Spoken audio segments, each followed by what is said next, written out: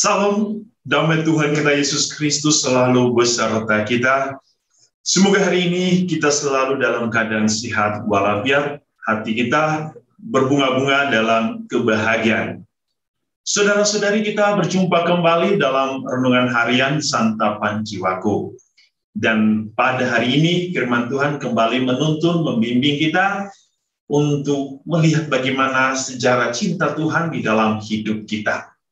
Dan pada hari ini kita akan merenungkan firman Tuhan dari Injil Markus bab 16 ayat 15 sampai 18. Mari kita mendengarkan firman Tuhan.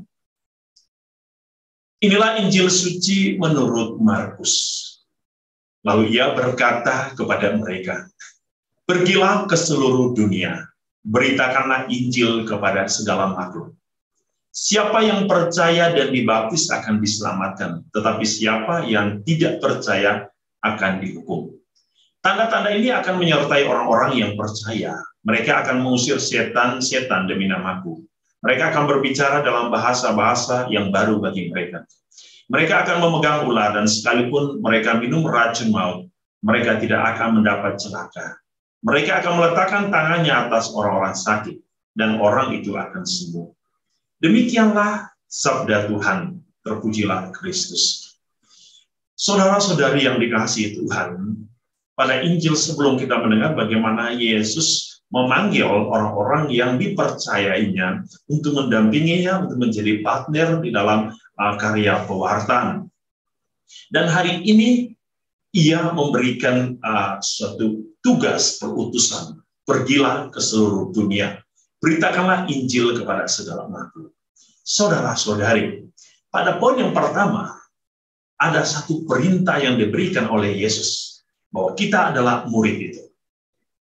Beritakanlah Injil kepada segala makhluk. Bagi orang yang pernah membaca kitab suci, bagaimana orang yang pernah mendengar tentang firman Tuhan melalui Injilnya, kita bisa memahami, kita bisa tahu apa yang mau kita beritakan.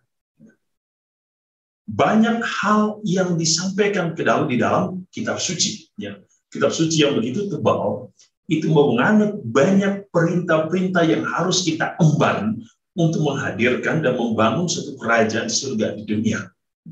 Hanya orang yang pernah mendengar, membaca kitab suci, dia bisa tahu apa yang harus ia lakukan. Sehingga ia mampu memberitakan apa yang mau kita beritakan kalau kita tidak pernah buka kitab suci. Kalau kita tidak pernah membaca firman. Ini hal langkah pertama.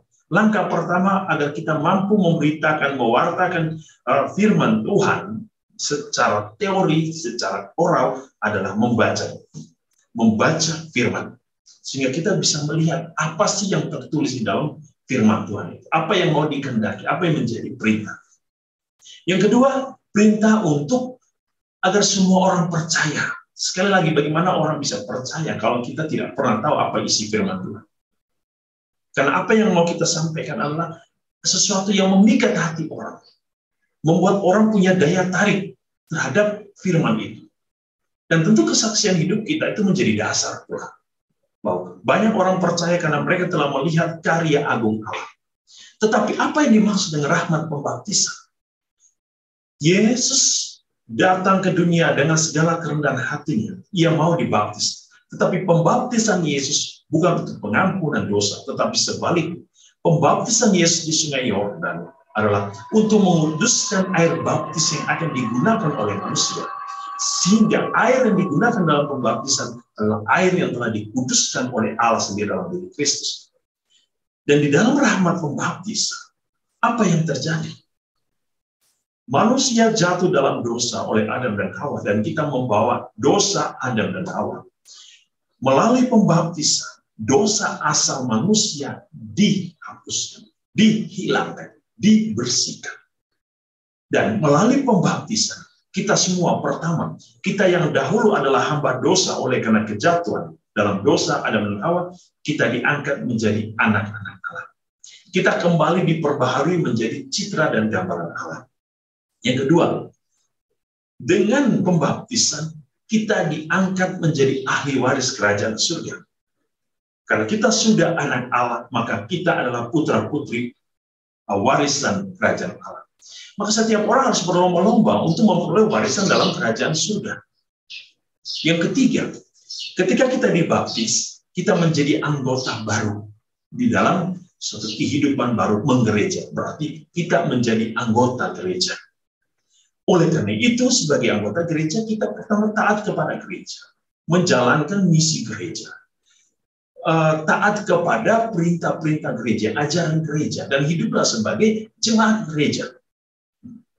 Yang berikut, dengan pembaptisan, dosa kita dibersihkan. Berarti dengan pembaptisan, kita hidup baru, kita menjadi manusia baru di dalam Allah. Kita yang adalah manusia lama menjadi manusia baru di dalam Allah.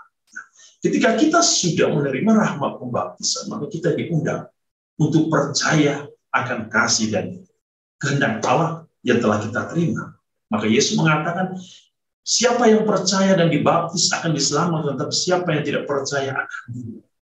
Ini satu konsekuensi dari hidup kita kepada Allah. Konsekuensi kita sebagai manusia ciptaan Allah. Dan kita mendengar apa yang bisa kita lakukan sebagai orang-orang yang memiliki Allah, memiliki Tuhan.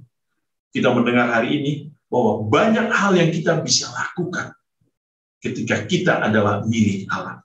Sebab kuasa yang kita terima adalah kuasa Allah. Dan kuasa Allah memampukan kita untuk melakukan karya Allah. Penyembuhan, berkat, dan segala macam yang bisa kita lakukan untuk kemuliaan Allah. Dan itulah yang disampaikan oleh Yesus hari ini. Bahwa setiap orang yang percaya, maka Allah Immanuel akan menyertai. Maka Yesus mengatakan, jangan takut. Sebab bukan lagi kamu, tetapi aku yang akan menyertai kamu. Dan kuasa roh Allah yang tinggal di dalam diri kamu, yang senantiasa akan berkata-kata dan bersaksi tentang aku. Saudara-saudari, mari berikanlah diri kita kepada Allah, dan teruslah menjadi saksi kebenaran Allah. Pergilah ke seluruh dunia, beritakanlah Injil Tuhan kepada siapapun. Tuhan memberkati. Dalam nama Bapa dan Putra dan Roh Kudus. Amin.